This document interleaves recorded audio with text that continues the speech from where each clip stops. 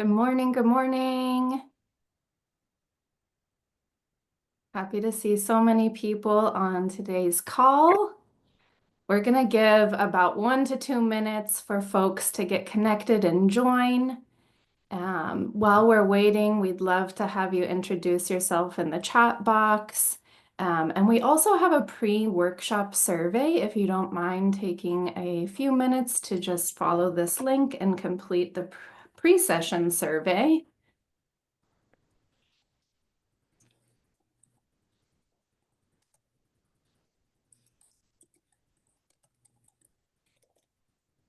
Excuse me. I don't know English. Speak Spanish. Okay. Gracias por venir a nuestra sesión. Toda la sesión va a estar en inglés, pero si quieres conectar después de la sesión, vamos a compartir una copia de la presentación y podemos contestar cualquier pregunta que tienes después de la sesión de hoy. Ok, está bien. Gracias, Jackson. Mucho gusto.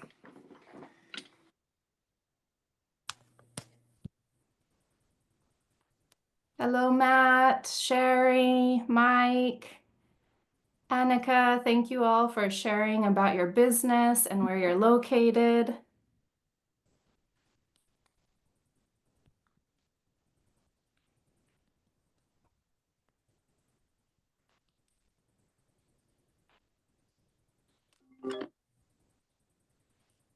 For those of you just joining us, we're sharing our names, our business names, and our location in the chat box while we wait for everyone to join. And also, if you have a moment, I'm sharing again the link for the pre-session survey, if you don't mind taking just a moment to fill that out.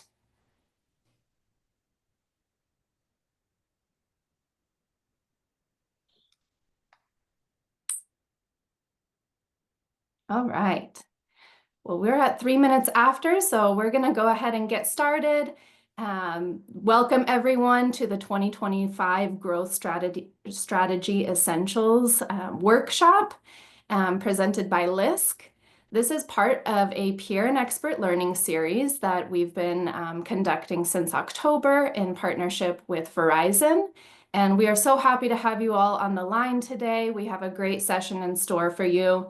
I'm going to start by briefly covering our agenda for the next hour and 15 minutes.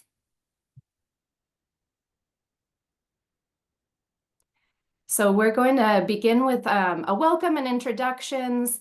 Thank you all for sharing your intros in the chat box. We have a very diverse group of business owners joining us from all over the country. So thank you all for sharing your websites, your social links so that we can connect. We're going to briefly give you some information about the Verizon Small Business Digital Ready program, and then we'll jump right into our growth strategies session, beginning with reflecting back on 2024. We then have a very interactive strategic growth brainstorm that we'd love for you all to participate in. And then we're going to get into the meat of today's presentation, which is creating your OKRs, which stands for Objectives and Key Results for 2025. So my name is Margot. I am a consultant with Intend, and I'm joined today by my colleague Selena Peña, who is the founder and will be our facilitator for today. We have our LISC colleague, Sarah Adams. Unfortunately, she's out sick today and was not able to join us. So I'll be sharing a bit about the program with Verizon and LISC that they have partnered on. And we also have Cynthia Nevels, our guest speaker for today.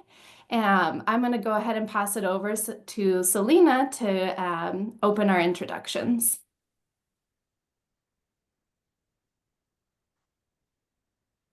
Thanks, Margot. Appreciate you. All right. So as Margot mentioned, you're joining us on our third session today. And in doing so, we are thinking about the future. We've talked a little bit about where people are at today, and some of the solutions that we think are valuable can be found on the Verizon Small Business Digital Ready program. Today's session is thinking about strategies, as Margot mentioned, and we've got Cynthia Nevels with us today. Her and I go back a little way back. We're not yet hitting 30 years of knowing each other, but we're close to it. And one of the things that Cynthia and I have learned is that you can never stop learning. That being part of a community, whether that be digital or in person, but as business owners, exposing ourselves to things of learning, such as the learning paths and rethinking strategy, not just annually, but consistently, is important. And today, Cynthia and I are going to get to talk shop about what we love to share with others as well. Our journey took us through some great sessions, and we do have recordings. We also have a Slack channel that we'll be sharing where you can actually chat with us, see some of the resources that we've been presenting. And right now we actually have one of our colleagues who's a CPA who's on that Slack answering questions for people as they prepare for the end of the year and for starting 2025. So we hope you'll take advantage of that. Margot, do you want to talk about the grant? Yes, that'd be great. Okay, cool. If you'll advance to our next slide. Thank you everyone for sharing your introductions in the chat box. I wanted to share as well the link that you can create a Verizon Digital Ready account for free. This is a platform that Verizon has created to share resources with small business owners. It's free to sign up. They have over 13 different topics. Each of the topics includes two to three different learning courses that you can watch online. They also include some great job aids or worksheets that can help you apply your learnings directly. One of the learning paths that they have is growth strategy, and so that's what we're basing our discussion on today. So you'll hear us reference some of the language from the course as well as some of the exercises that are in the job aid. So we encourage you, if you haven't already, please sign up for a Verizon Digital Ready account. Again, it's completely free. And a really great motivator and benefit, aside from all of the learning that is available to you on the platform, is that they are offering a $10,000 grant. The deadline is coming up this week. It's on Friday the 13th. In order to qualify for the grant application, you simply need to register for an account and attend or participate in 2 or more of the courses or virtual events that Verizon hosts. Those will be counted automatically when you sign up for the account and when you complete the courses. With that, you will then be eligible to apply for a $10,000 grant as long as you get that application in by midnight Pacific time on this Friday. And they'll be notifying finalists on January 10th. So a great opportunity there. Selena also mentioned that we have some 2 previous peer and learning expert sessions that we've conducted that we'll be sharing with you on our Slack channel. You can view those recordings. We had one on holiday e-commerce preparations, and we had one on increasing your earnings and paying yourself as a business owner.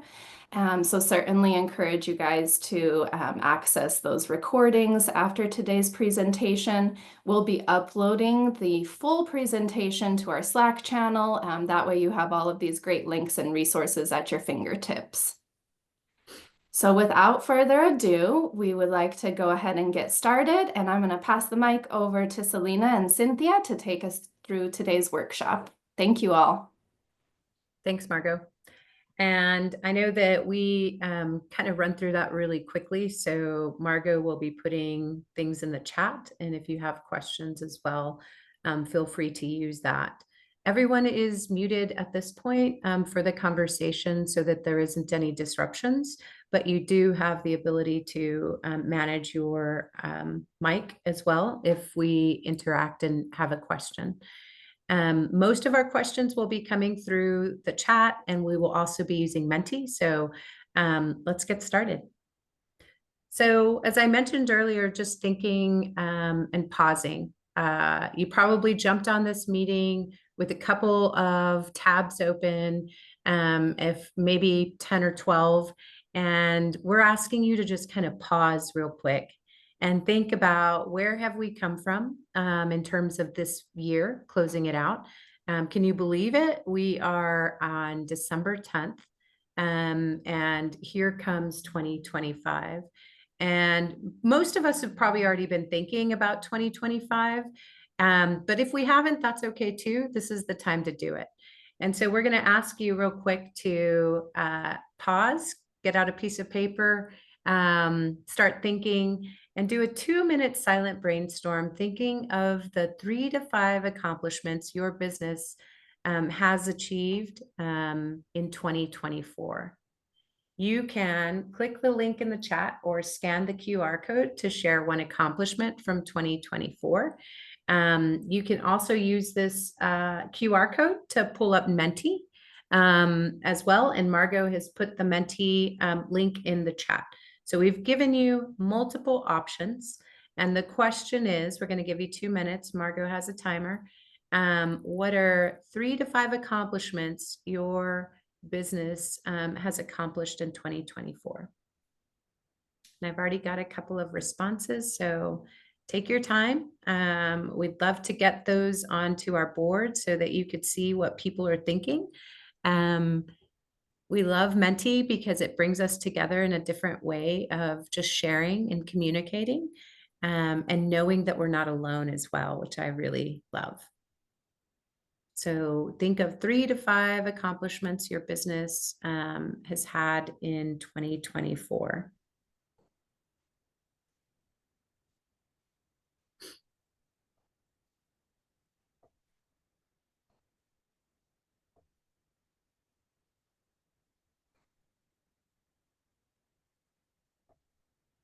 So I'm going to start sharing. And if someone could give me a thumbs up that they can see what folks are saying. Awesome.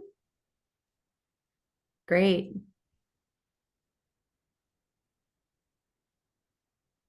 Someone had a full 2 months off. Bravo. Good for you. I love it. Hiring your first employee, getting your articles of organization and LLC. That's huge. Social media growth. Very good. Launching a podcast. Contract achievements. I had set some goals for myself this year too. So bravo. A 6-figure contract. Congratulations. So these are the things that we have to remind ourselves all the time. And because we know for every accomplishment, there's so much work going into that success. And many times we know that these accomplishments are built on the resiliency of also being turned down. And so thinking about the efforts that you put forth is really an important aspect of our success. So we're going to move on to, let's see here. Let me pause, get back to my screen.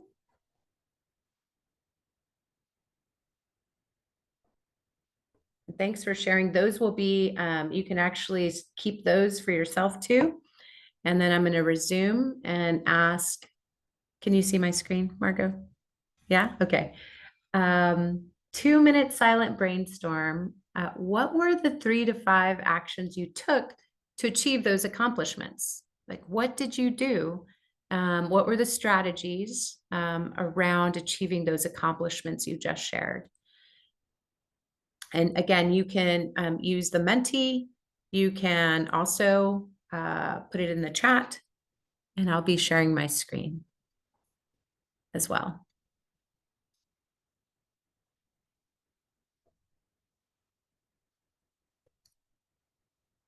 Cool, we're getting some stuff in, so let me pull those up so you can see them.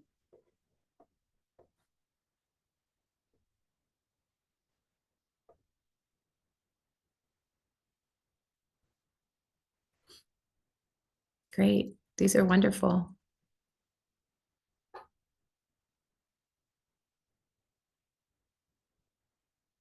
And Cynthia, feel free to jump in if you'd like to, or Margot.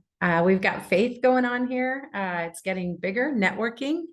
So even though we're virtual, connecting with people still remains one of the foundational elements of our success, right? Persistence, listens to my wife. Bravo. Hired a graphic designer. So I used to think, oh, I could do that, but my 3 hours versus someone's 15 minutes goes a long way, right? We kind of think, should we be thinking about using our time? So great job. Those small things add up. Better time management, hiring a coach. I love it. These strategies, right, when we think about activities and strategies associated, are helping us achieve what we celebrated for 2024. And these are just wonderful. So thank you for being open to sharing. I'm going to switch back over to our presentation. So if you'll give me just a second, and you can keep going. Don't be shy in terms of what it is that you want to share with others. So we're going to talk a little bit, as Margot mentioned, the framework that Verizon uses related to achieving growth. And today, as I mentioned, I get the privilege of working with Cynthia. We started our journey. She was an emerging, I think she had 2 or 3 businesses when we first met, and lived in Houston, Texas. Now she resides in Dallas and is working on multiple projects. So we're going to actually think about our conversation associated with growth through Cynthia's experiences. So for this, we've got a quick poll. So if you could scan the QR code, and I will pull those up real quick.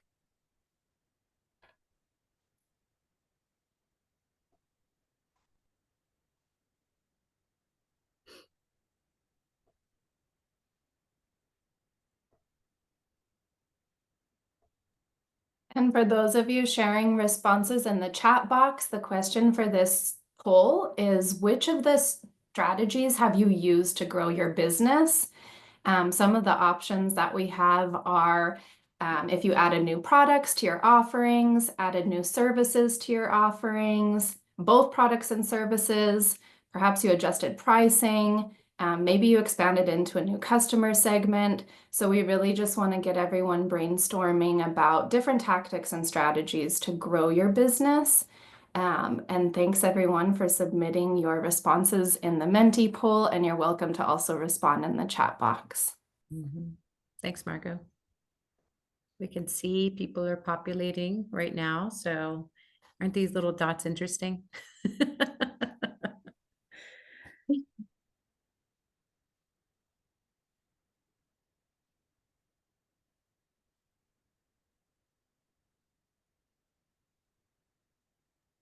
I love how many people have created partnerships for Right? their businesses. Well, I'm interested also just in expanding new customer segment, right? When we think about that, like, I'm always like, how do you do that? So I'm looking forward to talking about it. These are great. Added new channels.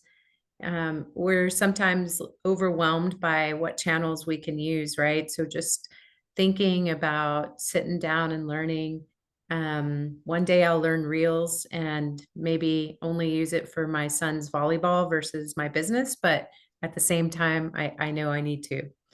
I love that people also just understand the importance of adjusting pricing, both from a value proposition, but also from potentially breaking into a market. So we'll talk some more about that. These are great.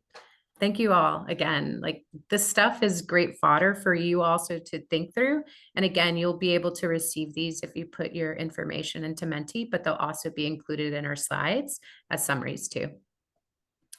So let me get back to our screen and get to our conversation. These really help Cynthia and I kind of think through our conversation as we navigate And so let me go ahead and think through this slide.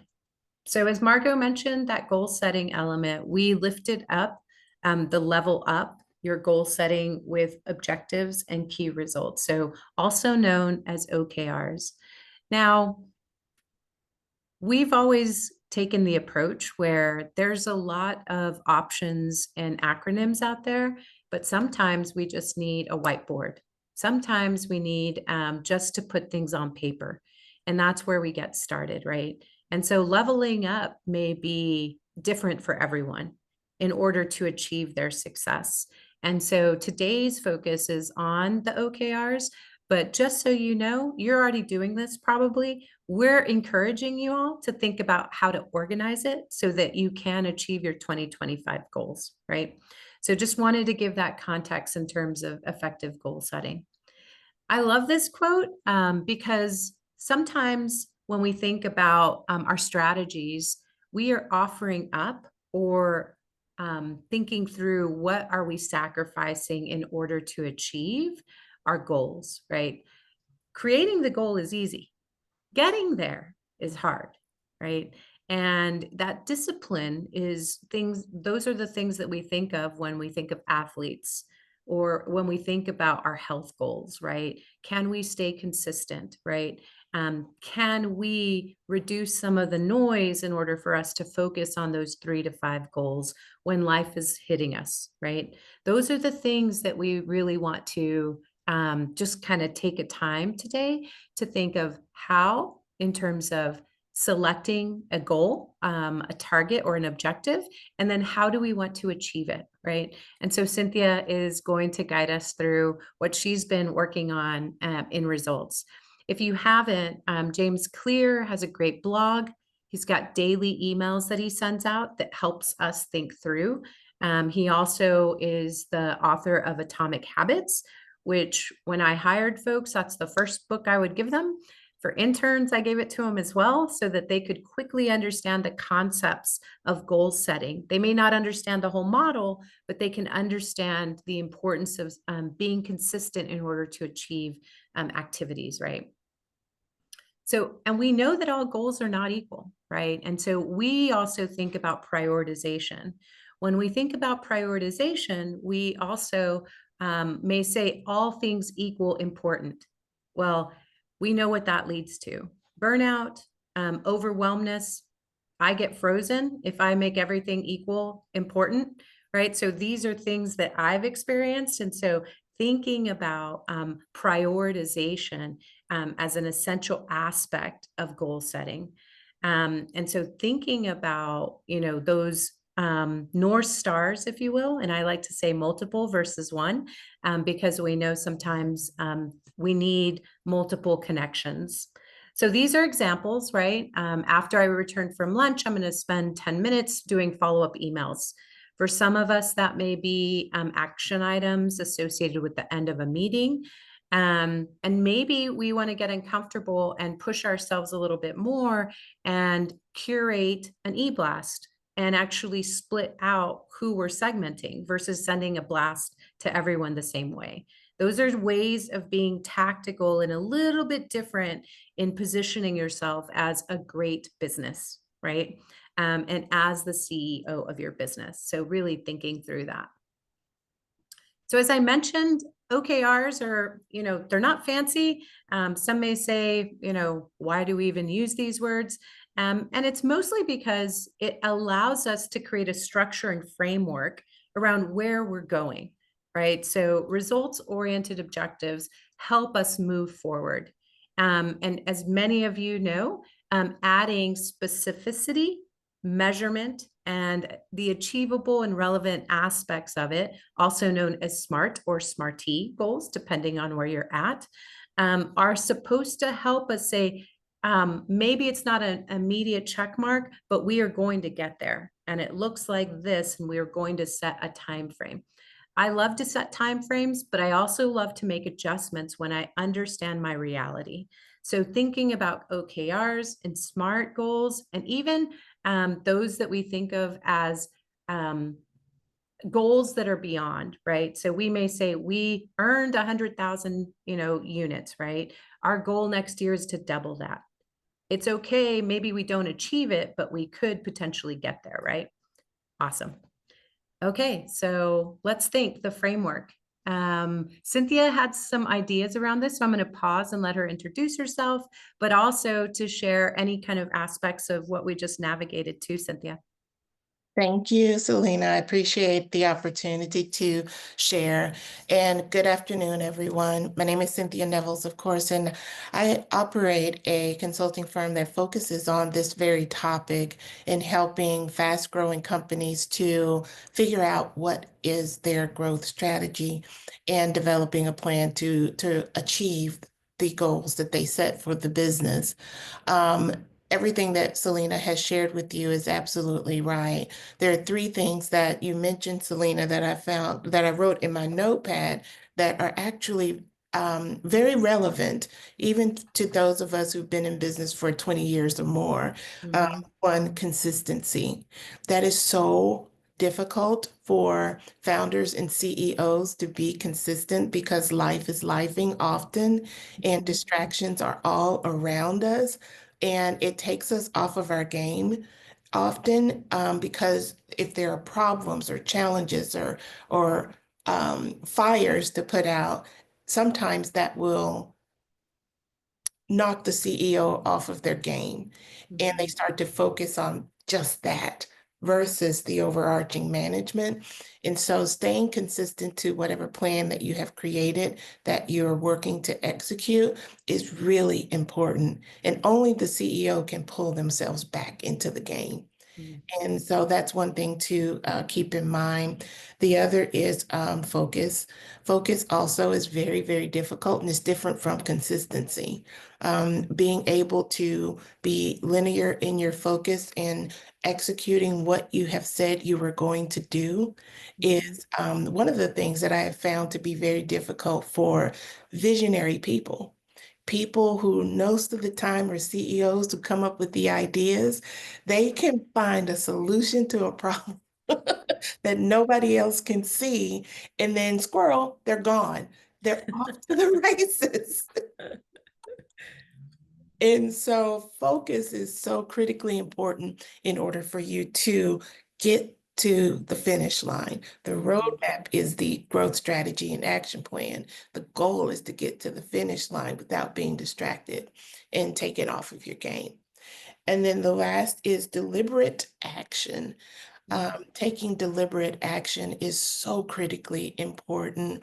And I'll talk a little bit more about that in just a moment. But there were three things that you and I had chatted about in this framework for goal achievement. And that one, preparation, being prepared for the next year is so important. And often, because I've been in business for 23 years, I've seen CEOs who operate business off of intuition versus operating off of a prepared plan because it's so time consuming to take a moment to breathe and think about what you did in the year before, what worked, what didn't, and then to write out a plan for the next year takes time. And time is one of those elements that people often say they don't have enough of, but I can't stress enough how important it is to pause, take that time, and prepare yourself for the next year, for the race next year. So preparation is very important. An investment of time right now today could save you a lot of money tomorrow. And I've seen it 1,000 times. And so you have to find that time. The second would be necessary resources that we have here, listing out the tools and technology that you need to achieve the results. And we'll dive more into this here in a moment. But what I have seen is that often we don't have an idea of what tools we should be using, what data we should be tracking and measuring, and what resources we truly need in order for ourselves and our team members to perform at their peak.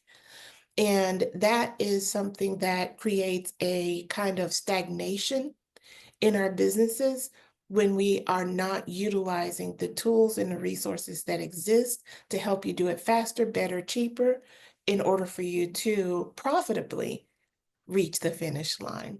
And so that's really, really important part of this framework is to predetermine during the preparation phase, what are you going to need in order for you to reach the finish line? And then we'll talk more about the budgeting piece. This is the part, I don't know why CEOs run away from their numbers. Mhm. It's the only, sometimes, not always, the factor that the CEOs typically are going to look at as a gauge or a measurement of success is what? Bank account total.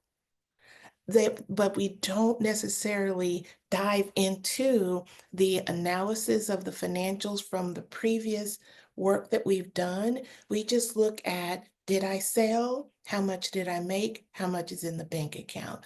And there's so much more to budgeting and preparing a forecast for the next year based off of actions and activities. And this is the part that we have to become really comfortable in doing so that we can manage by the numbers and not by our guts. Mm. So those are elements that I just find are key to success. So thinking beyond just understanding the pulse, what you're saying, digging a little bit deeper. So almost in the sense, business intelligence for your own company, right? Yeah. Well, I know that we've talked through what you're up to. And here's another just additive, if you will, to the framework that is shared. And most of you are here because you know that this intention of putting together your SMART goals, your OKRs, even just your notion of your company goal, right?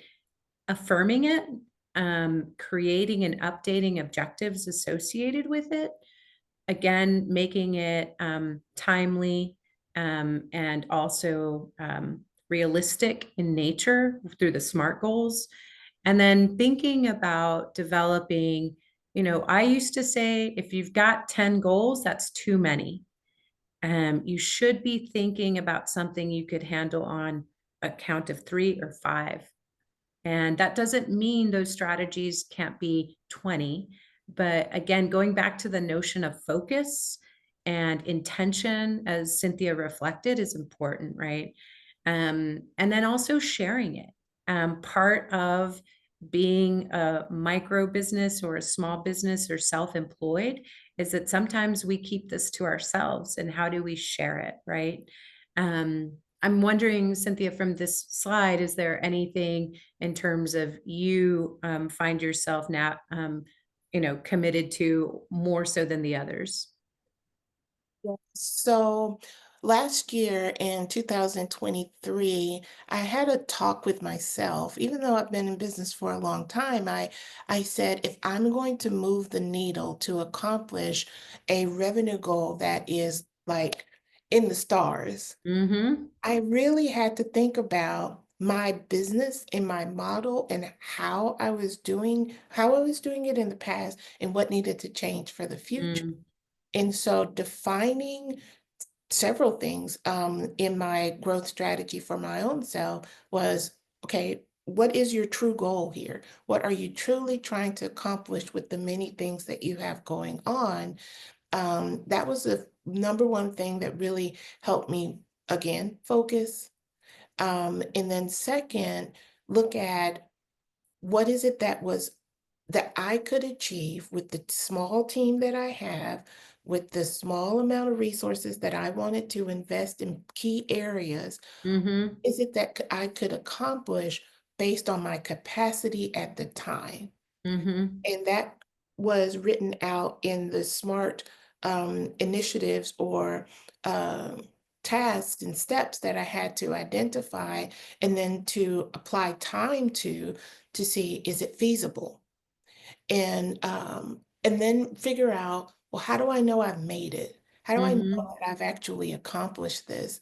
And I really wanted to kick myself in 2023 because I'm like, I've been in technology for a long time. Why in the world am I not tracking data the way I'm supposed to be?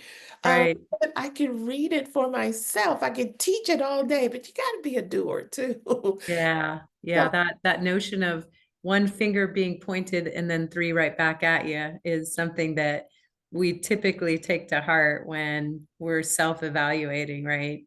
And I love the idea of just, one of the challenges with lifing, right, is we've got so much on the board. Like, how do we, the ranking and prioritization, I can't emphasize enough the importance of that in order to be good to yourself, right?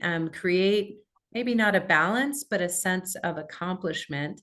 And then iterating, revisiting is important as well.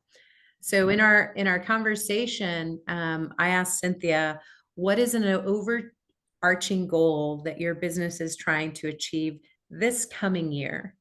And so, Cynthia, I'm going to let you explain what you have here as it relates to your answer. thank you. So this is the pie in the sky rocket ship Yeah. idea, right? That I have Mhm. for myself. Thinking about, could my small boutique firm grow to multiple seven figures? And how in the world am I going to do that? Well, it's not about experience and expertise. Got it. Check. Team members you can hire and contract all day. Check.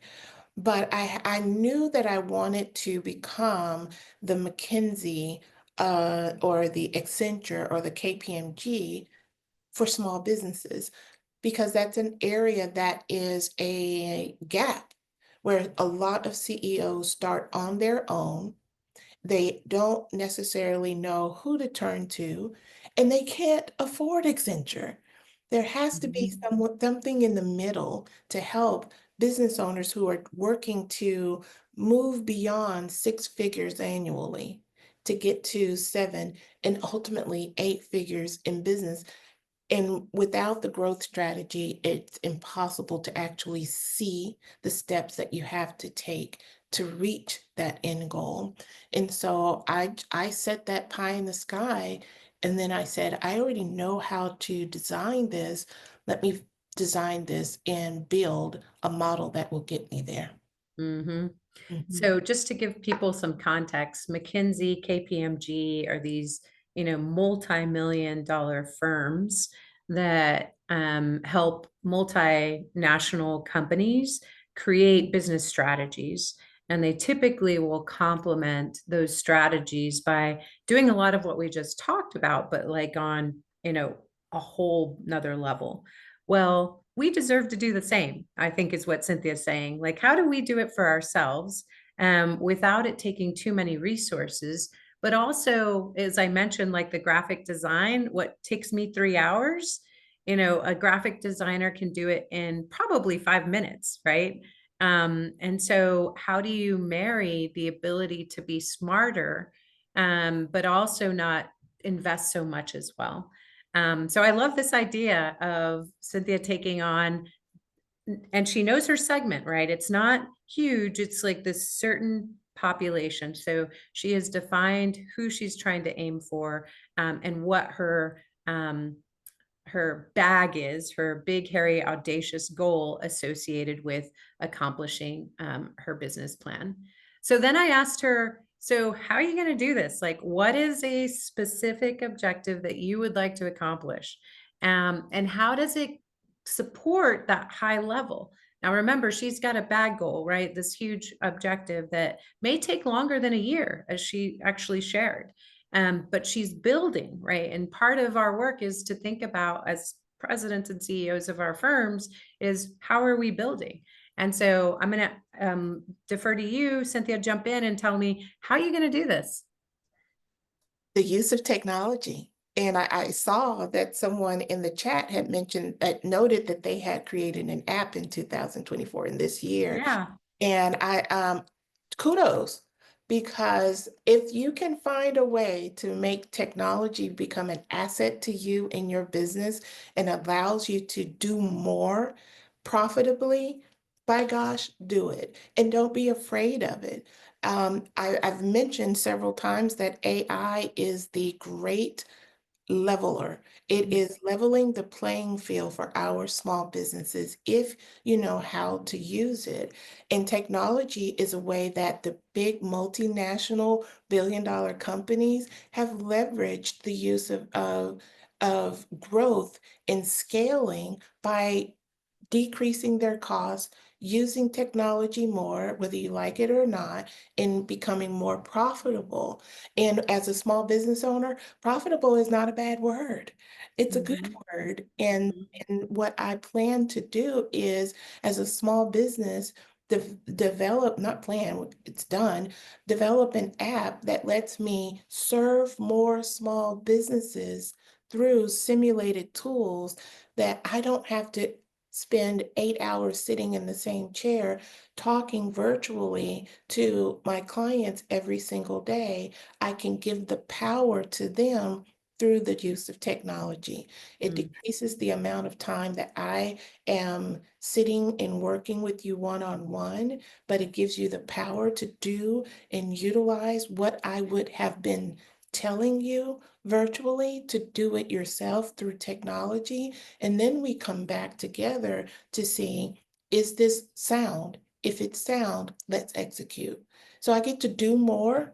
I get to scale and how much I'm able to serve and how many I'm able to serve through technology and empower the end user, but then also still be there to guide you at the same time. And that frees up my time to focus on business development while you're still getting what you need from the use of technology. So in terms of operationalizing this, you, so Cynthia does consultations, and in that, I do underwriting, and I've got an Excel sheet that I use over and over again and have to prep it. This is an example of, how we're using our talent to create functionality for every organization we're working with. And I think what you're saying, Cynthia, is that you want to take your wheel and create an efficient app or solution that doesn't have you sitting down prepping as much, but also giving your client a tool, right? Now, this is really important because many times people who own things don't necessarily want to share, right? They think, I need to be doing it. I need to be in the thick of everything, right? And that's how I'll keep my and retain my clients, whether that be you're shopping or whether you're creating, whatever that may look like. We sometimes think we have to own every step of really the client cycle. And what Cynthia is also, I feel like what you've learned and when you had your self-talk is, how do I let go of some of this so I can do more? And so I think that's important to understand because many times we hold on to so much. And by taking your experiences, just as Cynthia has, and saying, how can I create efficiencies in a tool, right? So the strategy associated with that big goal. How's it going so far, Cynthia? You hit the nail right on the head. And so I'll answer that in just a moment, but that's limiting mindset when you try to hold on to everything. You Yeah. are one person. There are 24 hours in a day, and some of that you have to sleep. And you cannot do it all. And if you're going to if you're going to achieve or reach that moonshot, you as a CEO, you have to look for how can I do more with what I have and be able to scale efficiently. And sometimes that is the use of technology. You cannot be afraid of sharing intellectual property. If you protected it and it works, you make money. But if you, if you hold on to it, it goes to the grave with you. And Right. nobody else knows how to do what you do. It's like baking a cake. You don't give the kids the recipe, and when you're gone, they don't have it anymore. No, And it, that would be a shame. that's So a thinking about, and you know, the use of AI, the use of apps, the use of even sales platforms. We had a whole conversation in our presentations before about the CEOs choosing a sales platform so that they could grow. So whether you have products or services, thinking about complementary solutions, it's not it's not to diminish your value. It's actually to support and create a potentially a unique proposition or efficiencies that benefit both you and your customer, right? And that's really important. The customer still should be, when you think about your specific objective, the customer's in mind, right, as well. agree with that completely. And so one of the things that I would say when you're looking at developing a growth strategy, looking for efficiencies for scaling, I tell people all of the time, your riches are in the data. Mm-hmm. And CEOs who do not go back and look at historical information as to how they have performed in the past to determine what they do in the future, meaning what do you change, what do you enhance, what do you improve in order for you to reach the next goal that you set for the business. You're missing the whole meaning of operations. It is collection of data so that you can turn it into something that makes you more money. And so in order for you to access more of the clients, if you really break it down by the numbers, if there are 8 billion people in this world, 500 Fortune 500 companies, and you only have one, you have only touched the tip of the iceberg of the Mm-hmm. possibilities. But until you actually sit down to write out your objectives and your key results and your strategy and your plan to determine how can I reach as many as possible at the capacity that I have, it is a guessing game. Mm-hmm. And Mm-hmm. so you don't want your business and your data to be lost to assumptions and guessing. You Mm-hmm. want to have a plan that shows and demonstrates to everyone who's working with you, this is where we're going, this is how we're going to get there, and this is how I'm going to track and measure whether or not we did it right. So we do have a question. I want to make sure I may not pronounce this name, so I'm going to say Belton, Donicia. Yes. Hi, Oh, did I pronounce that correctly? Danisha. Yes. Thank you so Danisha. much. Yeah. Thanks Thank for you. raising your hand. You have a question or comment? Yeah, I put it in the chat, but I just didn't think that I'm not sure if I was clear with my question. So I just wanted Yeah, to please ask do. if there was time. Thank you. So I know that um the presenter mentioned in regards to having a technology that she used where she could work with her clients while like not actually being on a call with them, but like making sure they do their work and then um, being more efficient with her time. So I was just curious, what technology was that? Because I'm also a coach, and that would be great because I am realizing as now a solopreneur, it's a lot. You need to maximize your time. So I am really grateful for this presentation. So yes, if that could be shared in regards to what technologies are there that are where you can actually, I mean, Google Docs is one, but that's like old school now. There's so many new ones. Totally. We could have a whole session on apps. That's a great question. Thanks for chiming in. Cynthia, what are your thoughts? Sure. So I'll answer it in two ways. There's the operational side of your business management and looking at what tools do you need for sales? What tools do you need for CRM? What do you need for accounting? What do you need for marketing? What do you need for logistics, depending on your industry? So there's that side of the operation and evaluating what are the tools and resources that you need in order for you to manage your company efficiently and effectively and communicate on a larger scale with your clients and your contractors and your vendors and partners. That's one side.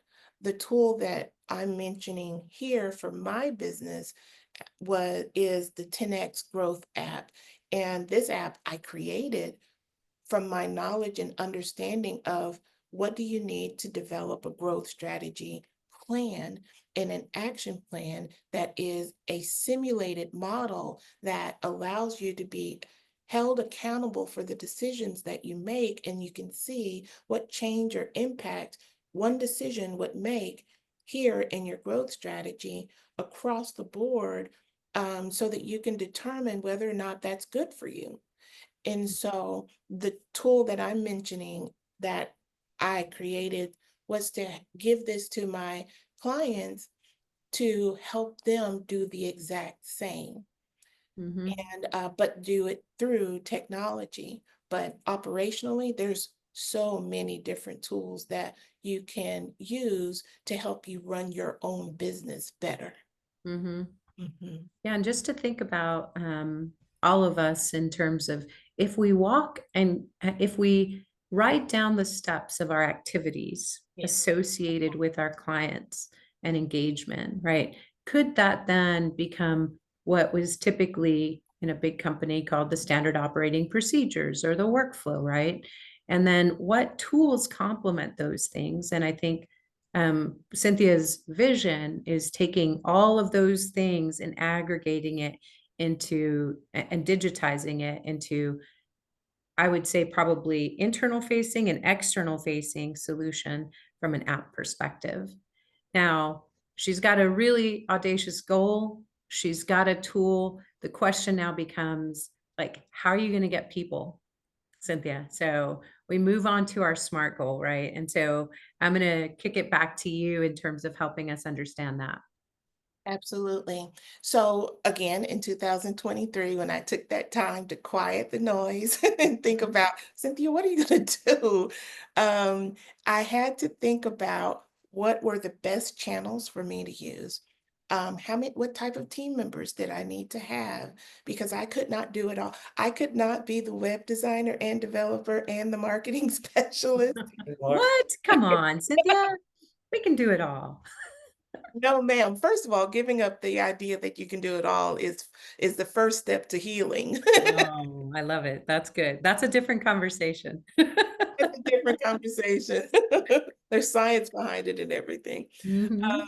But then looking at what is it that I knew that those activities that I knew that needed to happen. So let me give you an example. First of all, if you're developing an app, you have to have a scope for how that app works. So I Mhm. had to develop the scope. It's here, it's in my mind. I've been doing Right. it 23 years, but I had to put it on paper, the recipe, for somebody else to be able to read it and understand it. So I had to write it out. Step number one. Number two, I had to ask my network, who do you know who's a programmer? How do I know what system should I use? Do I use a coder? Do I use a no code app? How do I build this app? So I had to put on my task list, call 3 of my friends in technology to ask them these key questions to find the best solution, whether I'm going to hire a programmer or I'm going to use a third-party app or I'm going to use Fiverr or Upwork. What am I going to use to get the app developed? So that's Mhm. number two, and then put a deadline to it. Right. And so an aggressive deadline. I need to know this in a week. This doesn't take me 6 weeks to do. I need to know this in a week. So when I call, people answer and they provide what they know.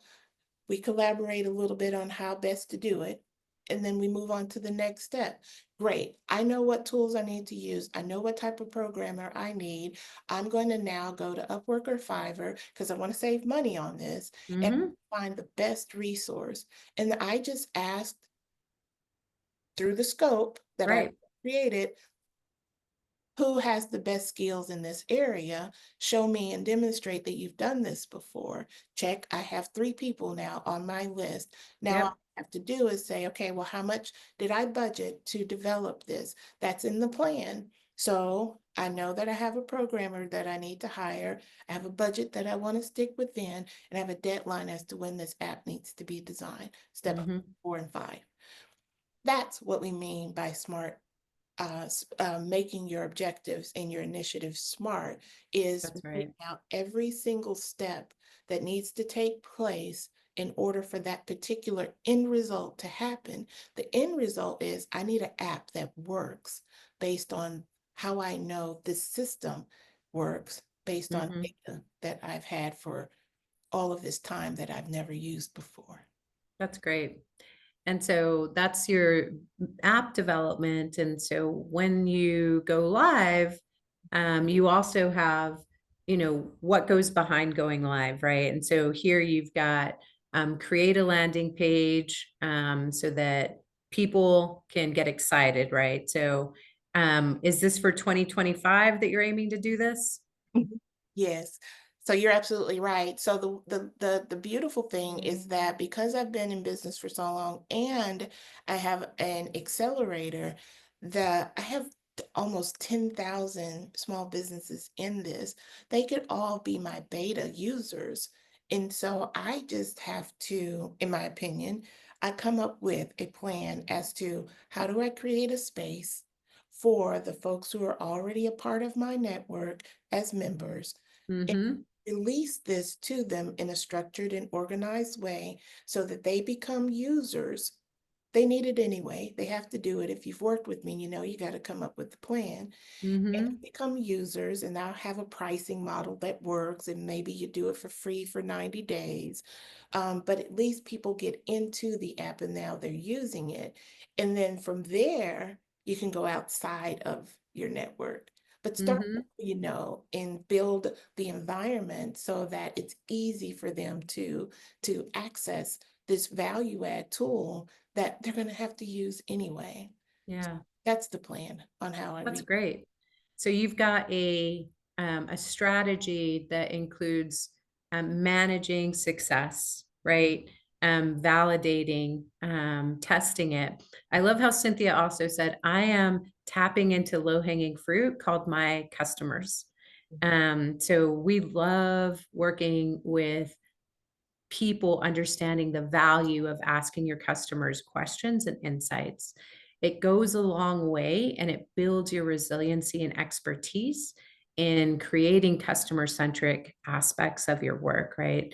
So basically, Cynthia's walking through, what are we accomplishing and how are we getting there in terms of even this slide, right? So we've got, I'm tapping into my client network. I'm making sure that I'm going to get this thing right. And then you've got a couple of things associated with just ensuring quality, it sounds like, for the new solution, right? That's exactly right. And if we were to, let's just say that this was a baking company and you do the exact same thing with a product. Mm-hmm. You find the low-hanging fruit. You design, you build, you have it made, you have it shipped to you. It's in your garage, or it's in your closet, or it's in a warehouse. You now have something that you need to get into the hands of your core segment, your primary audience. What is the easiest way for them to be introduced to the product? What's the best channel for you to do that? Pop-up or hosting an event. So I'll host a free session, introduce it from a top level, have people start to think about, yeah, that's something that I need, and then have a link ready for them to now take the course and access the class. The Mm-hmm. same as if you were at a pop-up at a market selling your cakes or your cupcakes. You have to now get in front of the people and get as much exposure as you possibly can. And that's where ensuring that you're ready to receive that audience. You've thought through the processes, which you do when you write your growth strategy. If there's a process that doesn't exist and it's all up here in your head, now's the time to write it out. And Mm-hmm. there are many AI tools that can help you do that in seconds instead of it taking 6 weeks anymore. Yeah. And then you can streamline your process and how you show up in front of the people that you're selling to. That's great. We're working with this group that does cycling. They have a B Corps and they use volunteers, and the owner has everything in her head. She's like, I just don't have time to write it out. I said, you know, there's this thing, you talk to it and it'll write it for you. She was mind blown. She was like, I don't trust it. I'm like, I promise you, you're going to see it, you're going to edit it, you're going to make it better, but it gets you started, right? If you think about it, I talked earlier about getting frozen because I've got so much, right, on my plate. Like thinking about a tool like that, it's not going to be perfect, but it can actually get you started, which is also part of success, right? So I love how you framed like, how do I get to success? And it takes knowing those steps and writing them down as well. So you mentioned you have a small team too. And so from that perspective, like how are you sharing your bag, your North Star, and then the activities associated with whether you have, again, a small team or a self, and sharing it with people as well? That's an excellent question.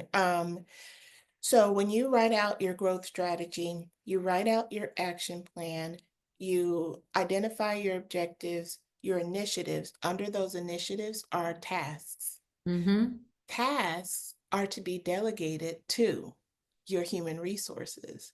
And Mm-hmm. so that's the opportunity for you to identify what task do I need to hand off to someone else, and who is that someone else and why.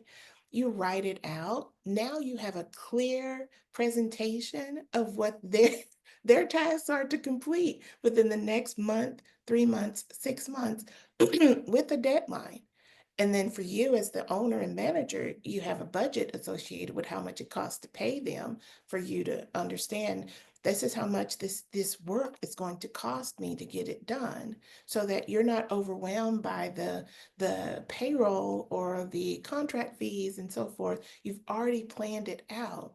And so when you do that work, you already have your task list, and you can clearly communicate with the contractors and your W-2 employees. This is where we're going. This is where you fit in the puzzle. This is what I need you to do well, and this is what I'm going to measure you on to ensure that you get the job done. You don't have to micromanage from that point. They have their checklist of tasks that they need to complete with the deadlines that you all have worked on together. You can adjust where you need to. And now they can just work on what you gave them. Versus if it's in your head, I see this all the time. CEOs will iterate and they'll say verbally, this is what we're going to do. This is what I need you to do. And they'll send an email. There's no structure to it. There's no list of tasks and how it fits in the puzzle of what you've created to journey down the road. And so this is where you get to, for yourself, see, I can't do all of these tasks. There are 1,200 tasks that need to be completed to get this one objective completed by this date. I can't do it all. And that's to assign people. And you get to identify what type of people you need that you may not already have. And then you can contract or subcontract some of that work out at a low cost.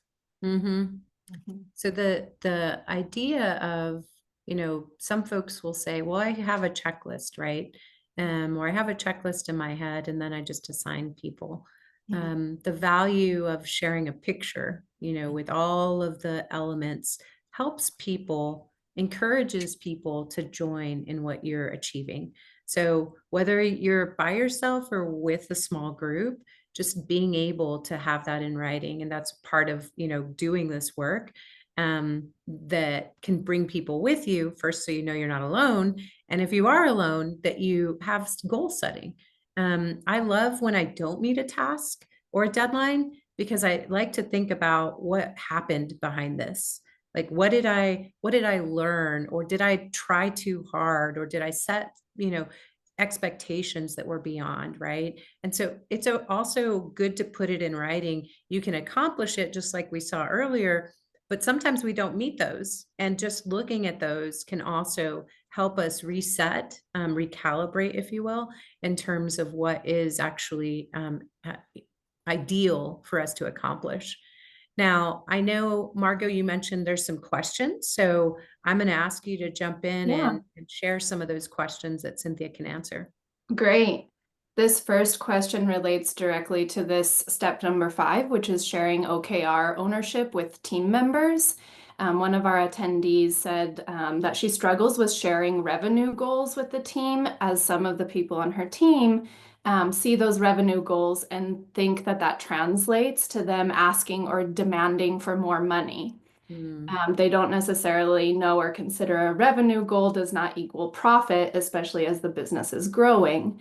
Any opinions or advice on how to share those specific goals without that translating to an assumption that the company is making more profits to increase salaries? By all means, I'll answer that in 3 ways.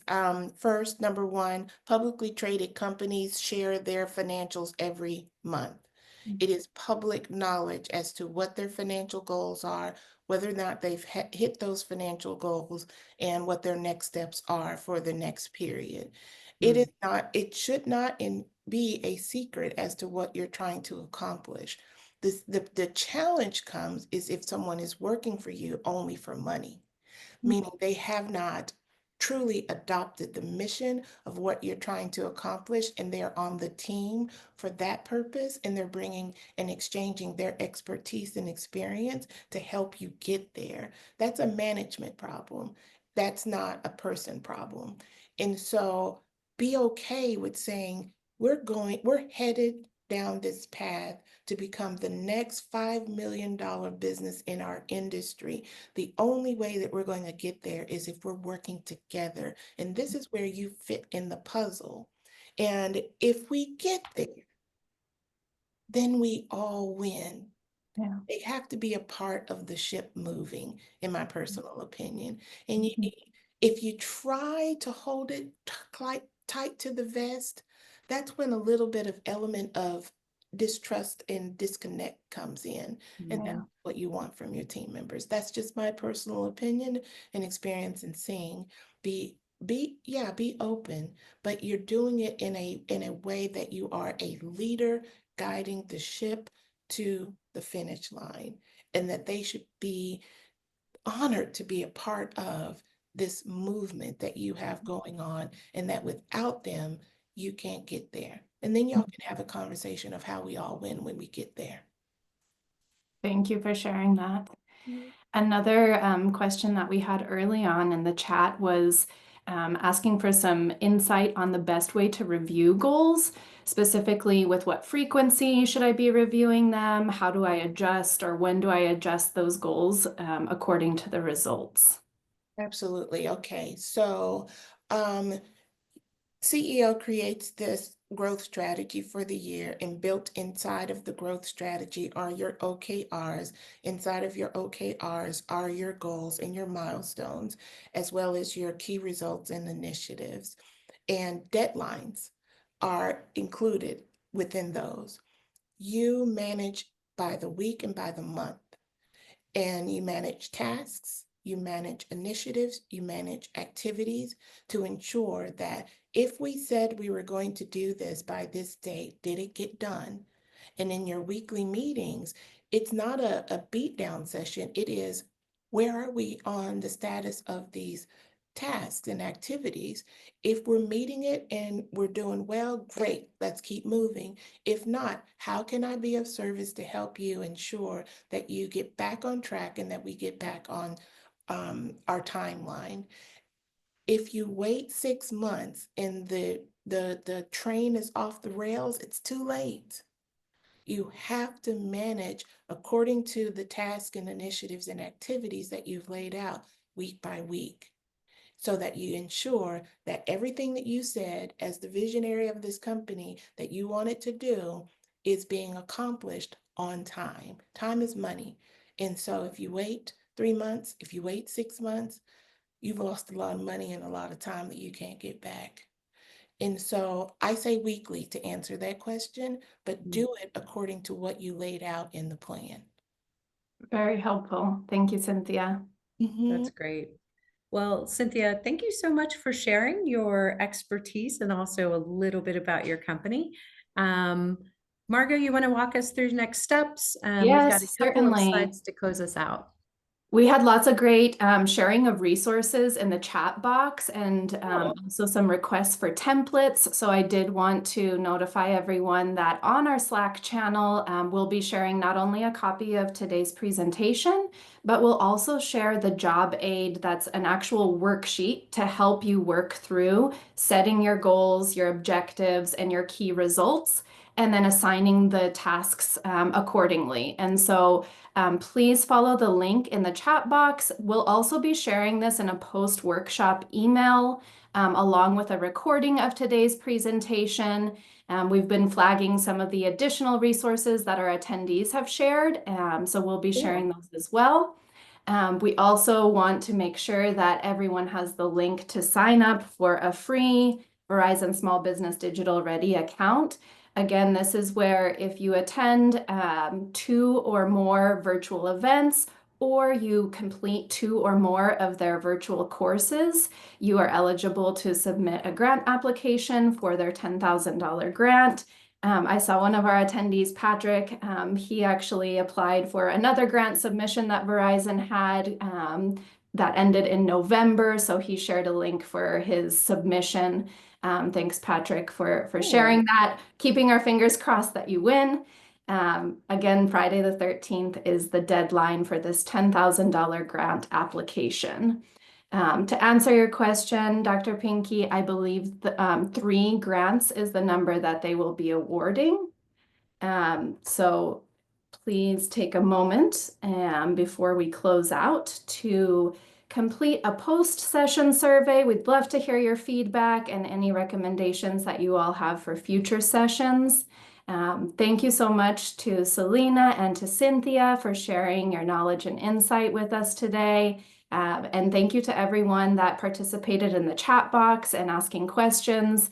This has been a great way to learn from each other, and we encourage you to continue that learning on the Slack channel. Totally. Everyone have a great day. We look forward to hearing from you and stay in touch. Again, Cynthia, thank you so much. It was a pleasure talk and shop with you as always. Thank you. I appreciate the opportunity. Bye-bye, everyone.